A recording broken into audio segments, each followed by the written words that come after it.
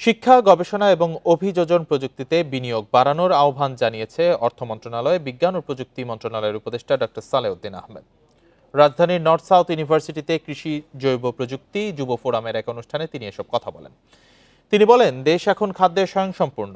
Genome বিজ্ঞানীদের কারণেই দেশের কৃষি প্রযুক্তির উন্নতি হয়েছে। অনুষ্ঠানে অংশ নেন আন্তর্জাতিক ও জাতীয় পর্যায়ের নীতি নির্ধারক ও শিক্ষাবিদরা। তারা জৈব প্রযুক্তির মাধ্যমে বৈশ্বিক খাদ্য নিরাপত্তা চ্যালেঞ্জ মোকাবেলার গুরুত্ব তুলে ধরেন।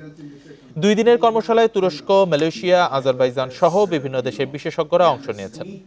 নর্থ সাউথ বিশ্ববিদ্যালয়ের উপাচার্য অধ্যাপক আব্দুল হান্নান চৌধুরী সেশনে সভাপতিত্ব করেন। এই ফোরাম যুবকদের গবেষণায় নতুন ধারণা বিনিময় এবং বৈজ্ঞানিক সহযোগিতার প্ল্যাটফর্ম হিসেবে কাজ করবে বলেও জানান বক্তারা।